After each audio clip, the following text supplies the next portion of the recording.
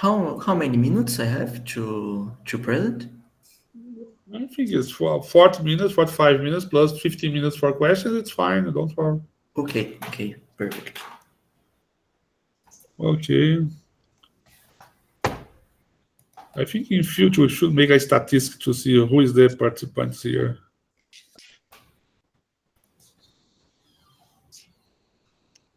Okay, well, welcome Fabian today. Professor Welton is here present. Okay, thanks for the participation. Professor Lucia.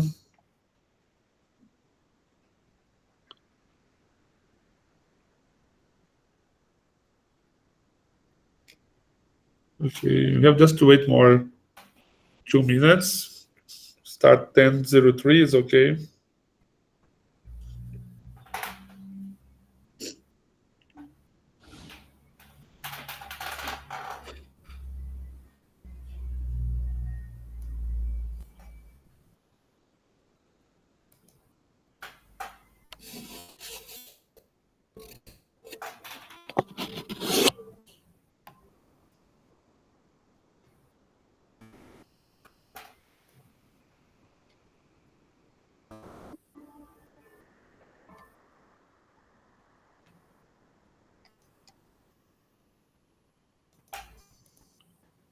Okay.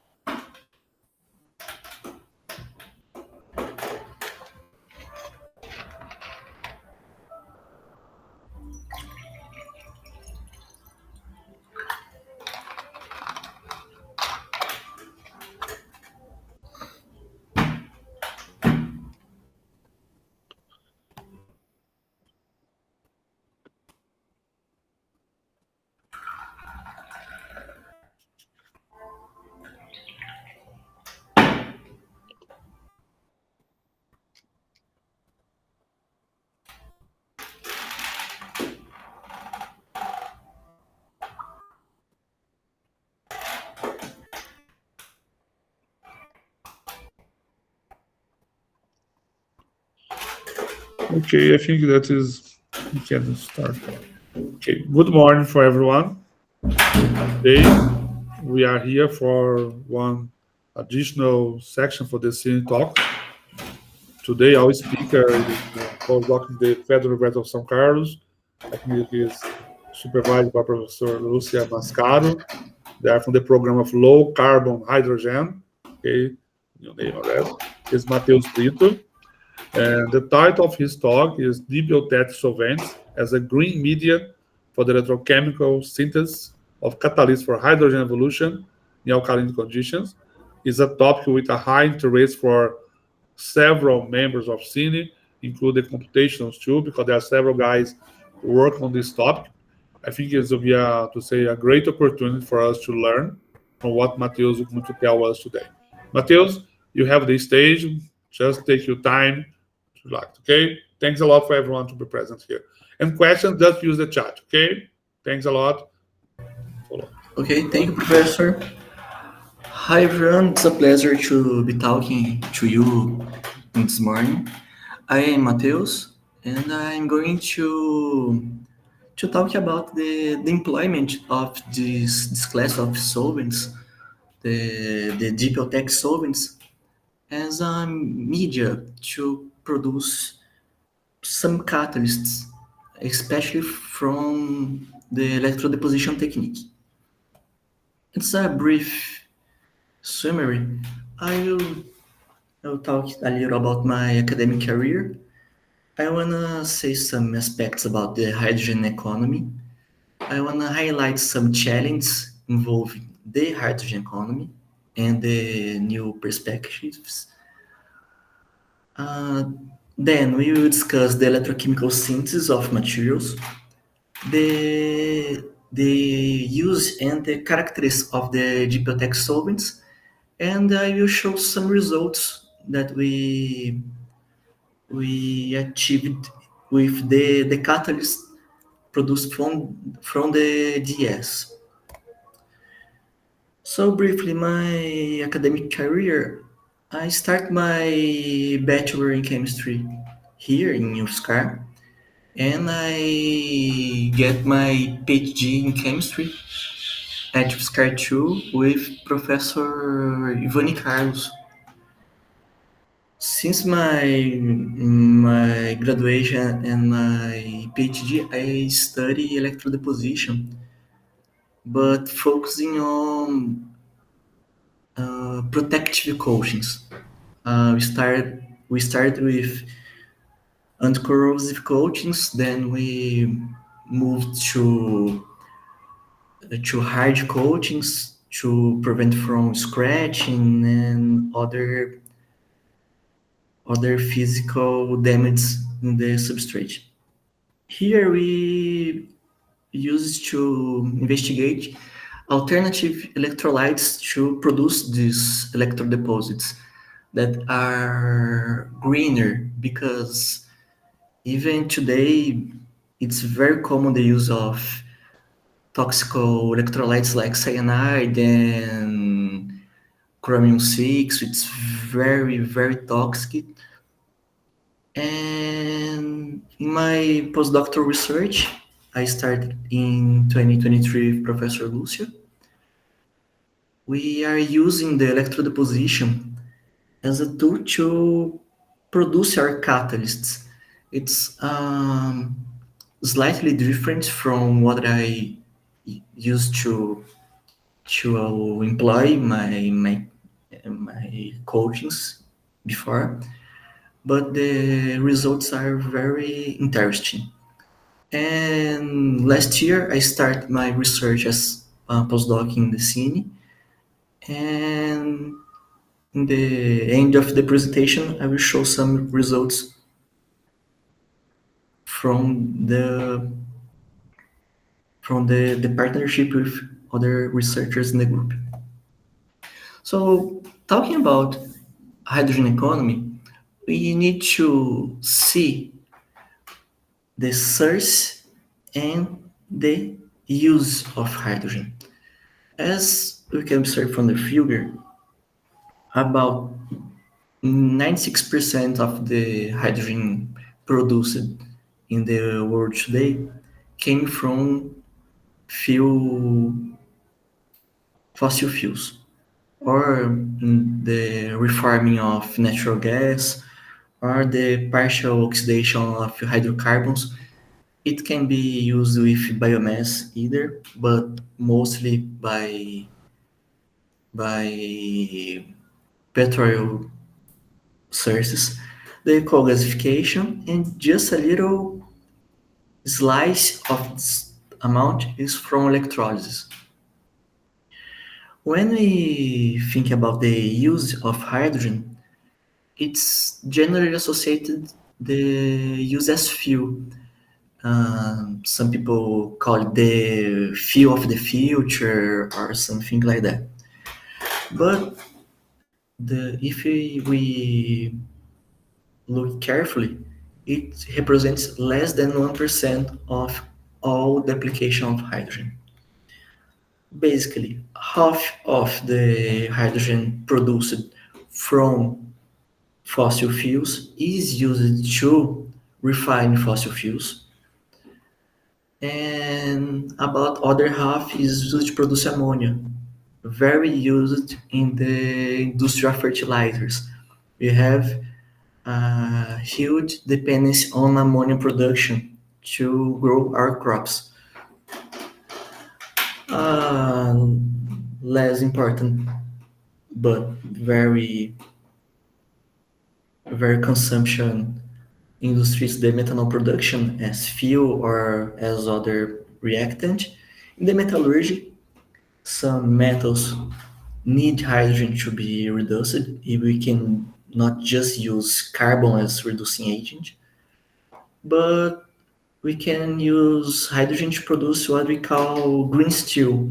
That's a steel with lower carbon footprint than the traditional steel produced with the carbothermal reactions.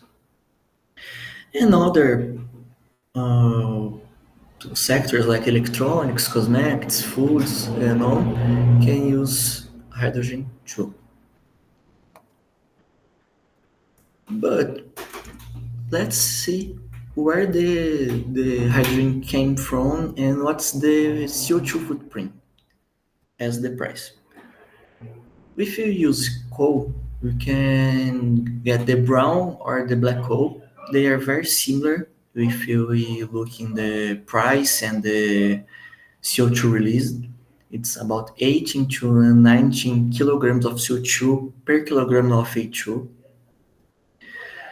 And the price it's low, 1.2 to $2.1 per kilogram. There's some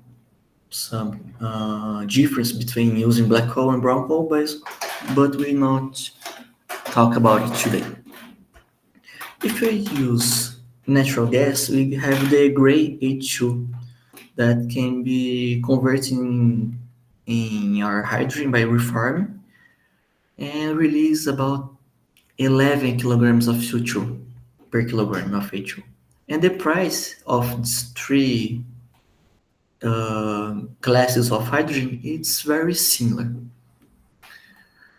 If you wanna move to a more sustainable hydrogen, we need to capture this CO2 released, and we get the blue H2. The blue H2 is generally produced by reforming or pyrolysis, coupled with CO2 capture. The price is higher than the other classes of hydrogen, but the CO2 release is lower. Some sources can say it's already a low emission H2, depending on the political interests or regulation. European Union does not count this as low emission carbon. Our regulation here in Brazil say low emission carbon is about 7 kilograms per kilogram of H2, but it's very controversial. And our dream to use clean hydrogen is to make it from water, the green hydrogen that releases H2 and O2 by water split. It's very expensive compared to other classes of hydrogen, but emits less carbon, from 0 to 3 kilograms of CO2 per kilogram of H2. It's not just zero because we can release carbon from the transportation, from the heating, from the electricity use, and so. Resuming, almost all the hydrogen is produced with high carbon footprint. But why we just don't use electrolysis on a larger scale? So let's get step back and see some aspects in the timeline of electrolysis. If we look from the evolution of water electrolysis, we have a 200 history. It's very old technology. The industrialization, the industrial production of hydrogen started in the Industrial Revolution. And a lot of challenges need to be overcome to make this industrial commodity. From the 50s to the 80s, the concern was not about the production of hydrogen, it was about the production of O2 for space life support in the in the exploration of the moon and the international station. Starting from the 80s, we start to think about using hydrogen as a commodity, as a fuel from electrolysis, of course. And the challenge from the 80s and until now is principally the cost. The cost of the process is high. So a lot of implementation of new process. The process design was very important to reduce the energy consumption. The implementation of new membranes and new catalysts was very important to the development of the area. From 2010 and from now to the future, the challenge is still the cost and the scaling up of the electrolysis plants. We need to move now from megawatt plants to gigawatt plants, and if you wanted to use this hydrogen in a larger scale. And from the fifth generation, the challenge is how this will be economically feasibility, how you can use new materials, how you can implement gigawatt plants. So the challenge of the fifth generation, how, as I said earlier, the materials are very important for this transition from megawatt to gigawatt. So we need more conductive membranes, and we need new catalysts, not just brand new materials, but we need new routes. We need to rethink the materials. As Giovanni discussed in some talks before, the stability is a very important subject of study because we need more stable cathodes and anodes. We wish a lifespan greater than 5 years to reduce the costs of implementation and operation. And the proton and anion exchange membranes, we wish that they works at higher temperatures, because if we elevate the temperature, the efficiency increases a lot. And the problems of scale up, these two problems, it's engineering problems to produce higher power plants, and the development of the supply chain, the transportation of hydrogen, the production of materials, and the cost of clean electricity. It's more politics than technical. And what we see in lab is that the electrode and membrane size matters a lot. Sometimes we use very small electrodes, and when we change to, I don't know, 5 centimeter square electrodes, the system does not work how it was expected. So it's a problem of scaling up in lab and in industry. But let's discuss new catalysts. There are several routes to produce these materials. There are several routes to synthesize these materials.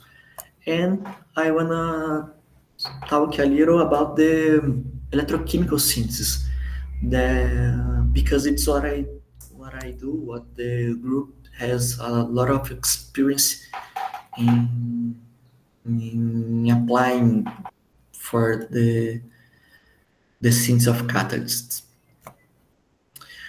I made this table relate some methods, some common methods of electrode deposition, and a brief explanation.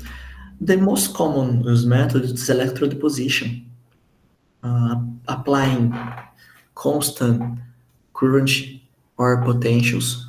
This method is old as the earlier electrolysis. Since when people discovered the batteries, the electrode deposition started.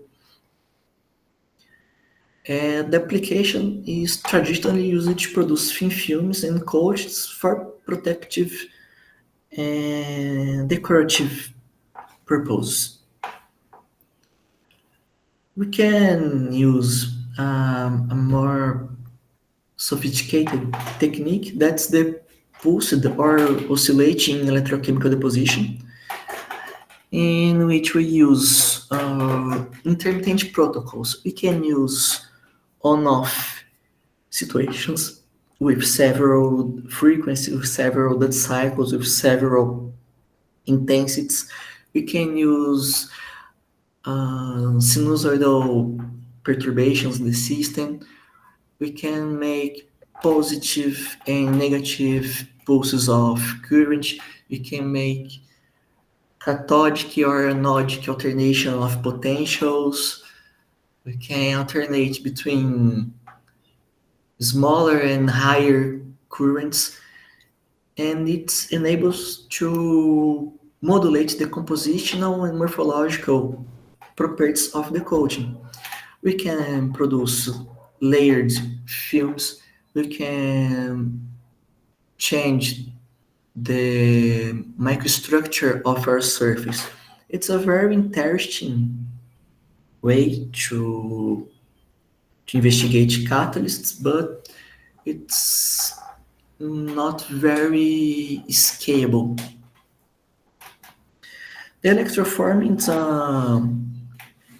it's a kind of electrodeposition technique, but the interest here is not cover the substrate. We want to fill a mold or mandrel and then peel off the metal created to replicate a form.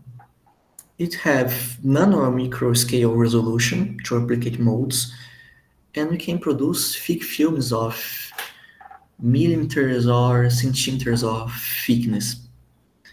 The electrolytes are not very easy to control, not very easy to prepare, and the metals we can use here are limited. And galvanic replacement, it's not, how can I say, it's controversial, because some authors call it a chemical method, some authors call it a electrochemical method because of the formation of a galvanic cell.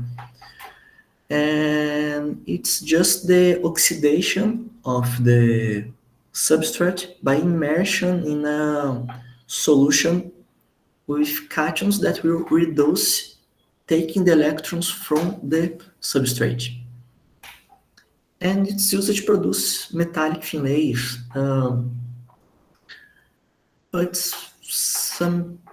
it can be very limited because the cations must be nobler than the substrate. The adherence of the film to surface is sometimes very poor.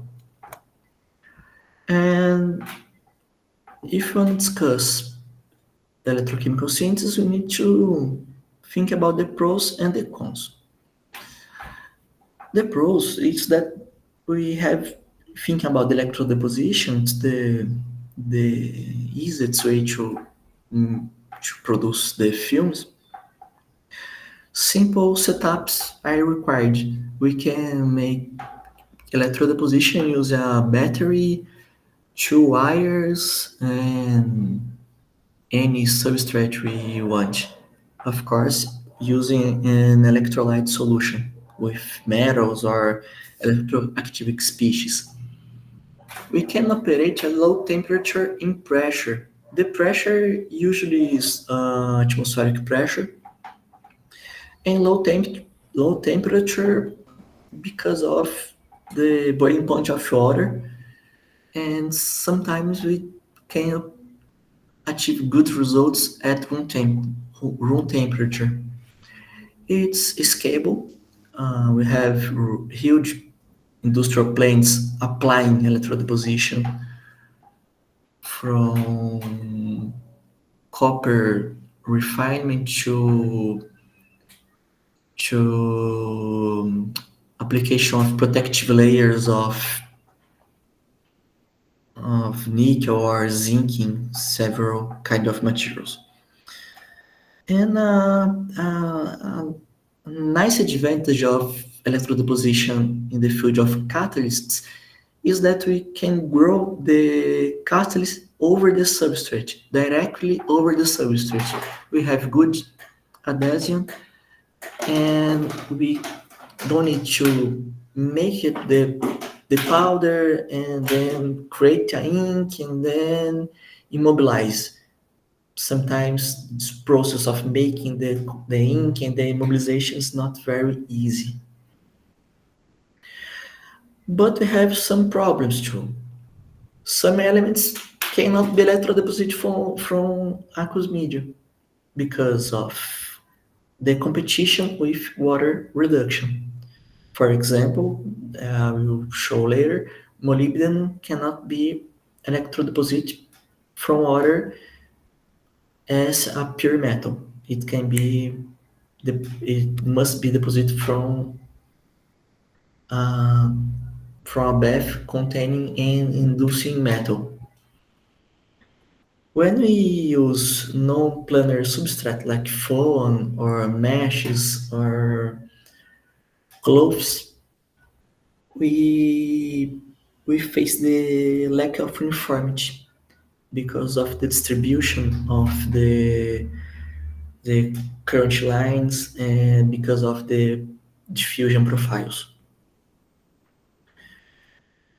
The electrochemical window of water is not very large, so we have sometimes low efficiency, especially when we are depositing catalytic fumes that will start decomposing water in parallel to the formation of our material. And we can face the degradation of the electrolyte because of evaporation of the water, because of the oxidation and the reduction of the solvent, because of hydrolysis and some other problems. Thinking about the problems related to the use of water as solvent, how about using non-aqueous solvents?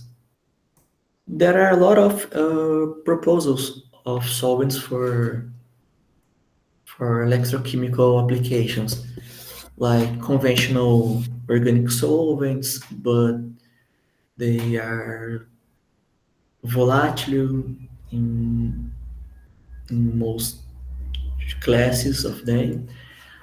The ionic liquids are a very investigated class of solvents, and in alternative to the ionic liquids, we can see the dipiotetic solvents. And the dipiotetic solvents, they carry the adjective dip, and we can ask why dip? So what's a eutectic mixture? We can see here a sketch of binary diagram of composition and temperature. Here we can see the traditional boundary between liquid and solid of the component A and the component B. And eutectic, it's the mixture of A and B, the component 1 and 2, as we like, that the melting point is lower than the isolated components, and it acts as a single a single substance. It has a unique melting point. When we talk about dipeltec mixtures, the depression in the melting point is very, very intense due to hydrogen bond interactions. Let's let me example. Here we are looking at a mixture of urea and choline chloride. When we start to increase the molar fraction or molar percentage of choline chloride in urea, we can observe that we form a liquid mixture, not solid anymore. Urea has a melting point of about 133 Celsius. Choline chloride has a melting point about 300 Celsius. And the eutectic mixture of these two components, called Relin, has a eutectic point of 12 Celsius. It's a very intense decrease in the melting point.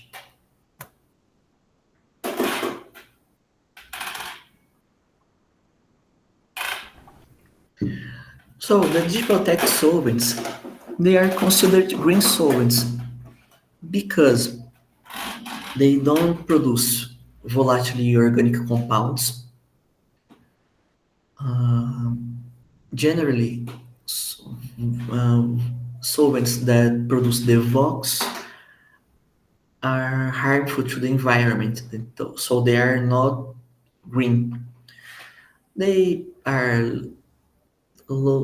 this is polemic, but they present low toxicity and they are biodegradable depending on the components we choose to make the GS. They are cheaper than the ionic liquids. They are less harmful to the environment compared to the ionic liquids.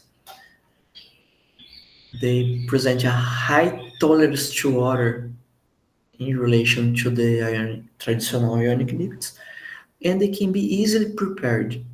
It's very easy to deal with this kind of mixture. So the question is, how can I get some DS? I need to buy it, I need to synthesize it, or I just need to prepare. To make a DS, the dipeltec solvent, we need a hydrogen bond donor, the HBG, and we need a hydrogen bond acceptor, the HBA. We will mix it together. It will not react. We will just mix it to make the dipeltec solvent. How can we mix it? With magnetic stirring, we can just let them heat a little. It's very easy to prepare. And the jazz can be presented in 4 or 5 classes depending on the authors. But the most common used type is the called type 3, in which the HBA it's an ammonium quaternary salt plus any HBG you like. The most popular ammonium quaternary salt acting as HBA, it's the choline chloride, which is a derivative from vitamin D. We can use several salts, for example, tetramethylammonium chloride. We can change chloride for other anion like bromide, fluoride. And the HBG donors can be several. So it's a huge collection of HBGs we can use. The most popular nowadays is urea, but ethylene glycol, glycerol, malonic acid,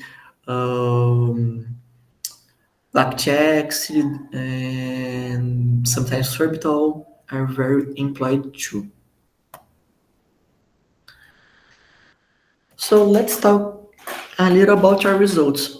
We'll show some results of the PhD research from the group, especially developed by David. David is a PhD student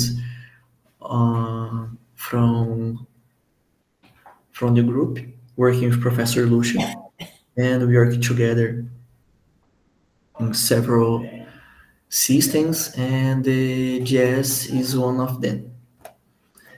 So we need to, first of all, we need to select a class of catalysts we wanna work. We selected the nickel molybdenum alloy because it's a very promising material in the field of alkaline water electrolysis. If the traditional alkaline water electrolysis or even the anion exchange alkaline water electrolysis, which is the most advanced and under development technology.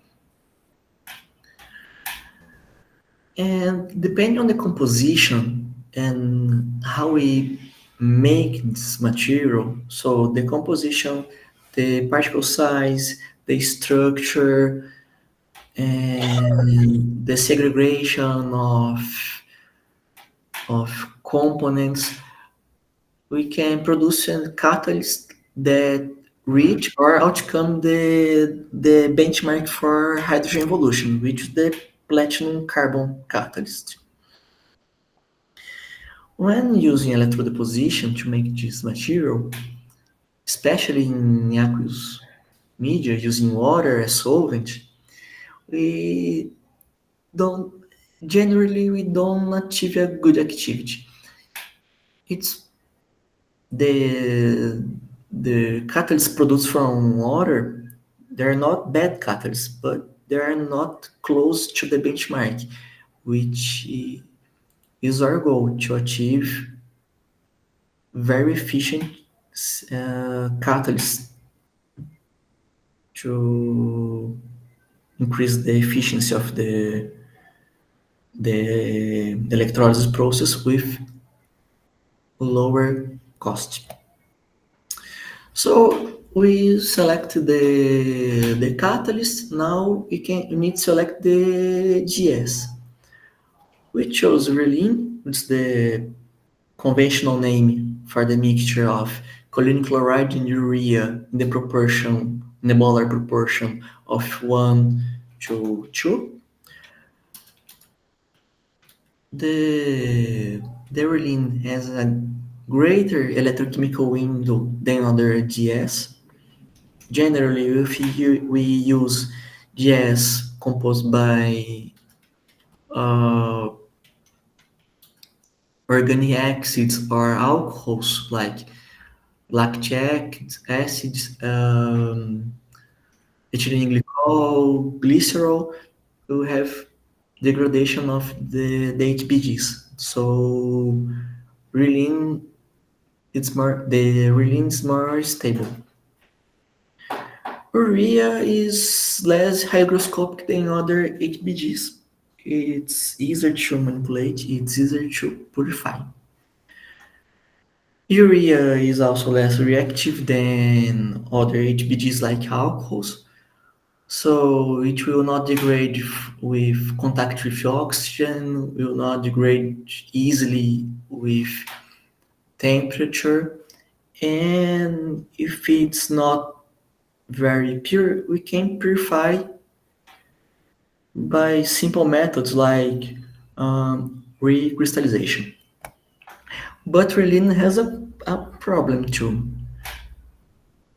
The solvent present high viscosity, and we need to work at least at 60 degrees Celsius to ensure a good mass transport and ionic conductivity. This figure, we can compare the viscosity of Relin and Tallinn with the dipyrotic solvent prepared with ethylene glycol. And you can see that the viscosity is very dependent with the temperature. And the other problems we faced working with this system, working with dipyrotic solvent for electrodeposition. Our first problem was that silver chloride is soluble in almost all the GS. So we cannot apply a AGCL wire directly in the solution working as a pseudo-reference electrode, despite a lot of authors use it as a pseudo-reference electrode. The potential it's not stable. You can contaminate your bath with silver. What we made is we sealed a silver wire in a glass tube with a microporous chip. We welded a platinum wire in the glass to make this microporous termination, and we saturated Relin with silver chloride. It works very well. It's very stable electrode, and we can call it a reference electrode. A lot of authors use sodium molybdate as source of molybdenum in water and in GS solvent, in GS baths. But the sodium, not just the sodium molybdate, alkaline metal salts are partly soluble in the euteric solvents. So the concentration of molybdate in the bath is very low. It's a big problem to the synthesis of the catalyst.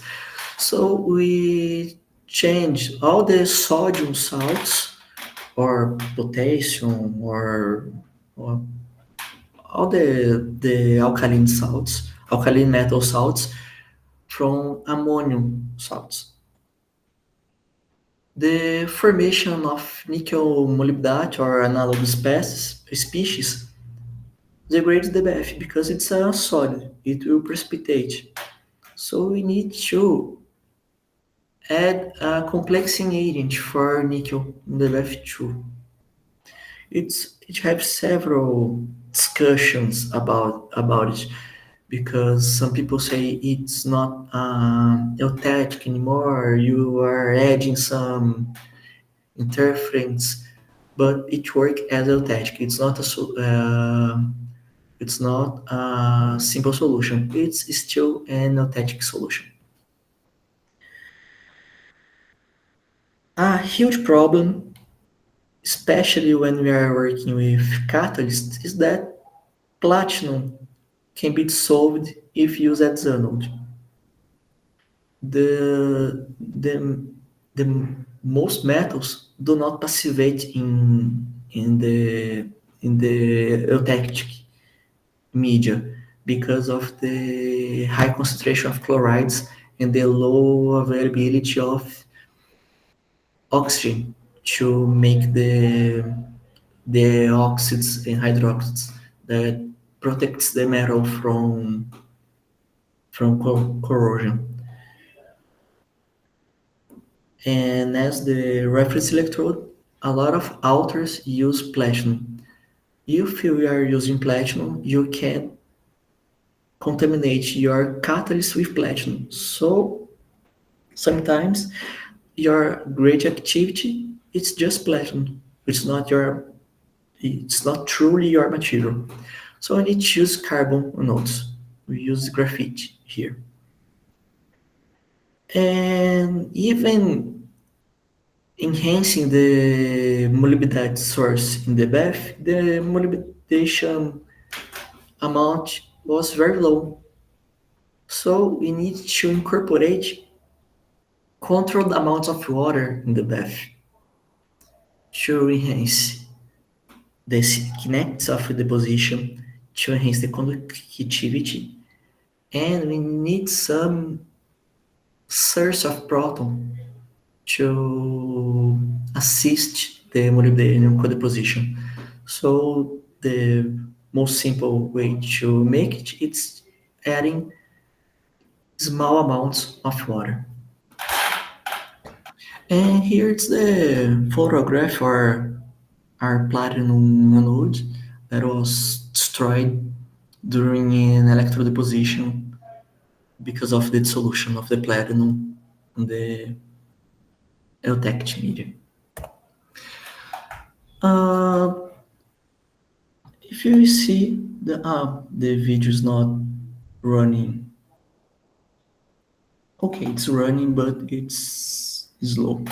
We can see our electrochemical cell with our reference electrode with 2 carbon bars acting as anodes.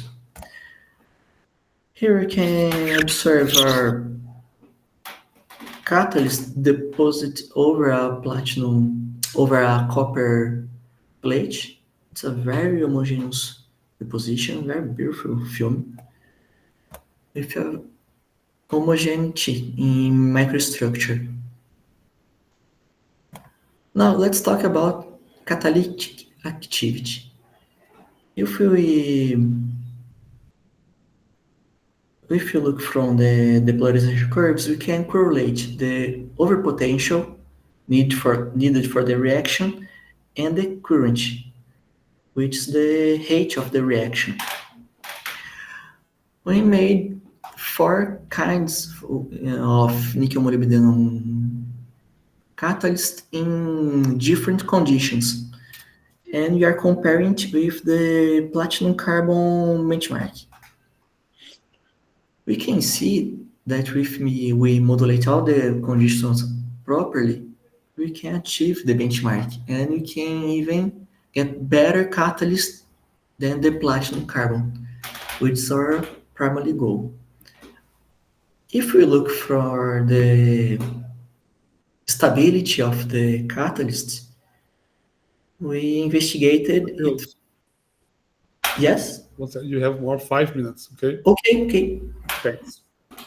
If you look our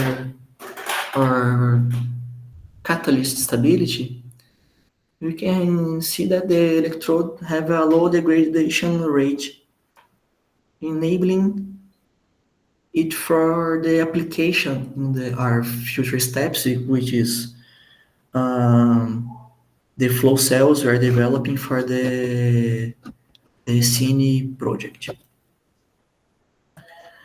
And for the next steps, thinking just about the synthesis of the material, Professor Lucia has a work that they observed that when copper is associated with the nickel molybdenum surface, we enhance the catalytic activity for hydrogen evolution reaction.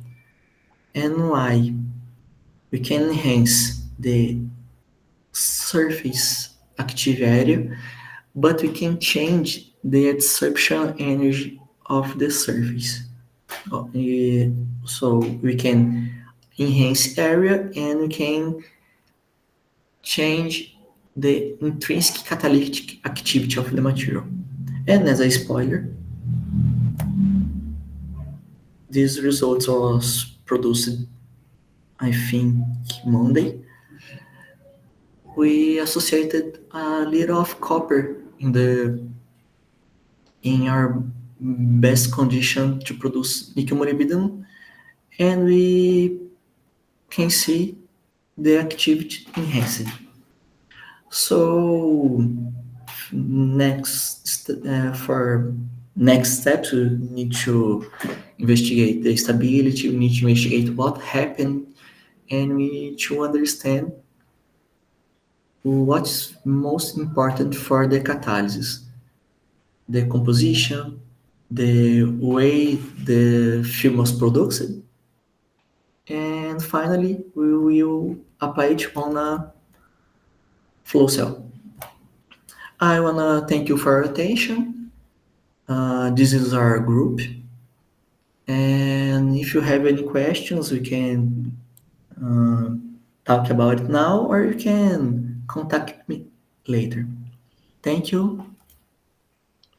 Okay, thanks, Matheus, for the very nice and insightful talk. Now the talk is open for questions.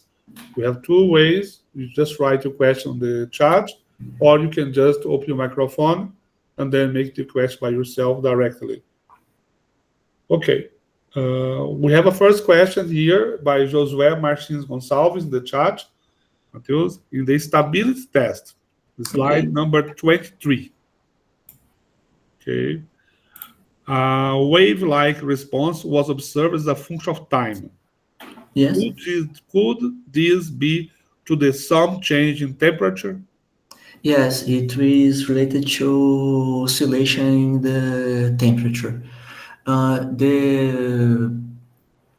The system was thermostatized with a water bath, circulation bath, but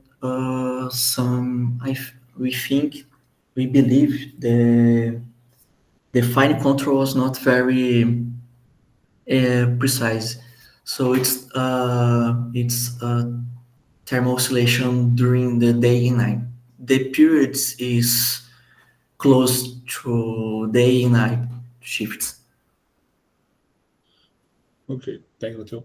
Matheus, we have a second question from Pablo Sebastian Fernandes. He's a faculty member at the Unicamp, part of the project too, the low carbon hydrogen.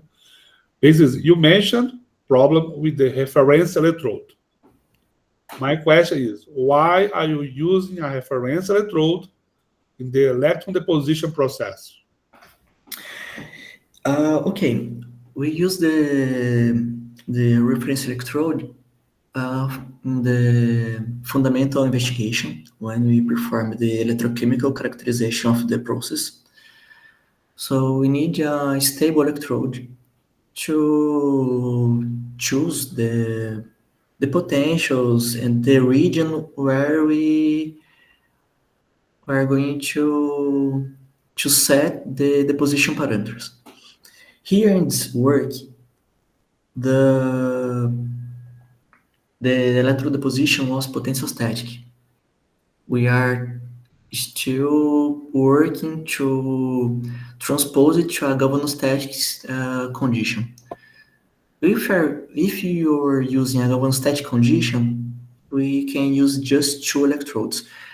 Or if you are applying a constant voltage in the cell, you can use two electrodes only. But in the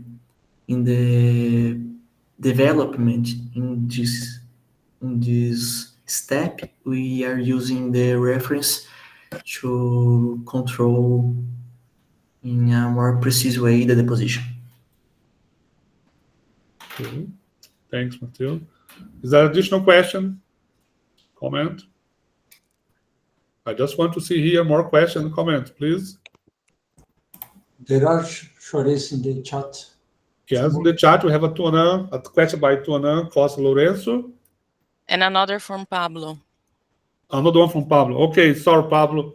Okay, Okay, we continue with Pablo. Another question. You got a different nickel molybdenum materials with different activities. Yes. Do you have one idea about the relation between the structure composition and activity for the case of the alloy nickel molybdenum? Yes. Here we changing the parameters. We have low molybdenum content, and we are increasing the molybdenum content. In the condition 3 and 4, we have similar ratio between nickel and molybdenum. We are relating these changes in related on the surface area. When we analyze the X-ray diffractogram, we cannot see significant difference, and our first impression is the difference in surface area. But yes, there is a difference in composition from here to here, and when we tend to the phase in NE4, NO, we tend to better activity. Okay, that's great. I think Rafael Freire should talk with you later on. Okay, now we have a question about from Tuanan Costa Lourenço. Congrats, Mateus, for this talk. My question is more fundamental about how to identify a deep eutectic solvent. Is there any value that we can use as a reference to characterize the eutectic behavior as deep enough to make the system as a deep eutectic solvent? Is this characterization? No, I will turn in the figure. The deep adjective is not simply measurable. It was observed just that the eutectic mixture was very low compared with the isolated components, but there is no boundary from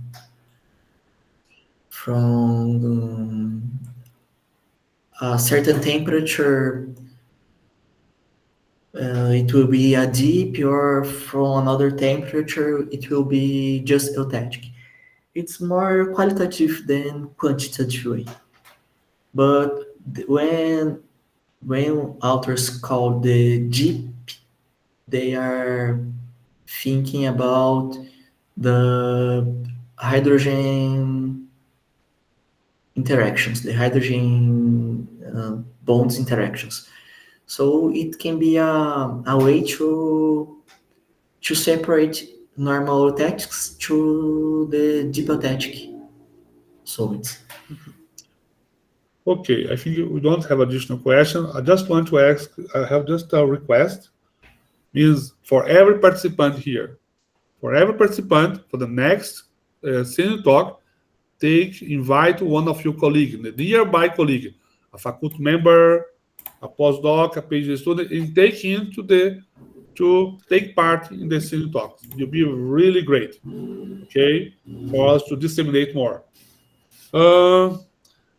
Okay, then I would like to, I think we have one additional question from Sarah. Okay, and also Muhammad also raised the hand. I will just allow one question because we have to keep the time, okay, because the meeting finishes at 11, and unfortunately, many of us here have a different schedule to follow up, okay? Just before, just 1 minute, the question of Sarah.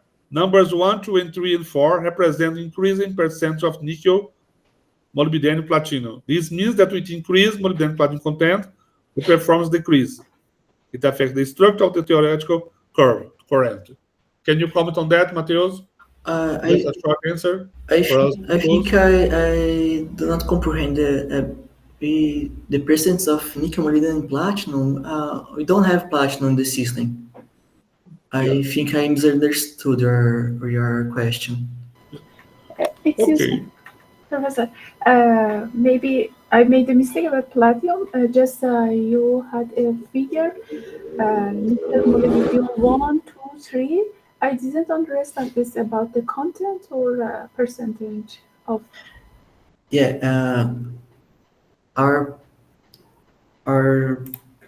best result is when we achieved a proportion of 20% of molybdenum. It was the fourth condition. The condition number 1, we have about 1 or 2% of molybdenum. But And excuse me, because we don't have time, just short. Its effect on the structure or the theoretical capacity, theoretical current, because it's Sorry. improved.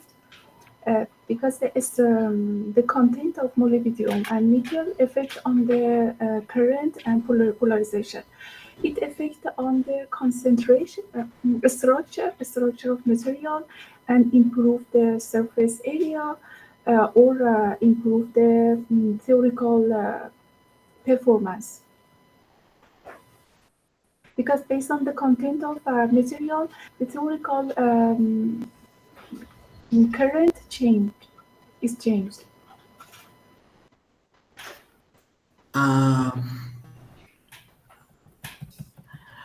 I think I will show you the presentation again. Okay. We do the following. Let's thank the Mateus, and then the discussion will continue between Mateus and Sarah on the room here without no problem. But we need to allow everyone to go for their different meetings. Okay. Okay. Thanks a lot, Mateus. Perfect. Very nice talk. Okay. Great. Okay. Thank you, Professor. The discussion will follow up further here with the guy that remains here, but we need to go to different meetings. Okay. Thanks a lot. Have a nice day. Enjoy the discussion. Okay. Thanks a lot. Bye. Great talk.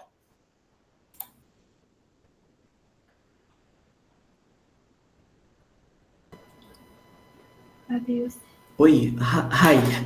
I think I didn't understand your question. Let's see here. This one, yes. Nickel, molybdenum 1, 2, 3, 4. Yes. Okay. And the best one is nickel, molybdenum 1. No. Here the best one is nickel, molybdenum 4. Because we need less energy to achieve more reaction rates. We see the cathodic overpotential from. This is a polarization curve, and this blocks Vs voltage. Yes, am I right? Yes, it's the voltage for the cathodic polarization for hydrogen evolution. Here's the lowest energy, the equilibrium, and here's our overpotential. That's how much more energy I need to provide to my system to get reaction at a certain velocity x, and our reaction rate is current the current intensity, the current flow. So if the current density is more, this material is better. Yes. Yes. For example, we can fix 100 milliamps per centimeter square. If we fix this line, we can observe what is the energy required to achieve this reaction rate. Okay. At this condition, we need about 300 millivolts. At this condition, here we need about, O professor estava I don't know, Mm. no botãozinho. 110, O que eu não é 120 quem compartilha volts. lá. So it's very different with fuel cell, yes? Isso. Because fuel cell, if we have the more current, Yeah. number one is better because we have Pluto, and also the slope is lower. Yeah, here it's maybe the problem is the signals. We used to employ the negative signals to separate this Okay. this reaction from the oxygen evolution reaction, which is all Got it. positive. I think. I Yes. think it's the problem. The confusion is the signal, maybe. Okay. Now I got it. Thank you. Thank you for your presentation. Thank you for explaining for me. Thank you for your questions too. And David, it's here.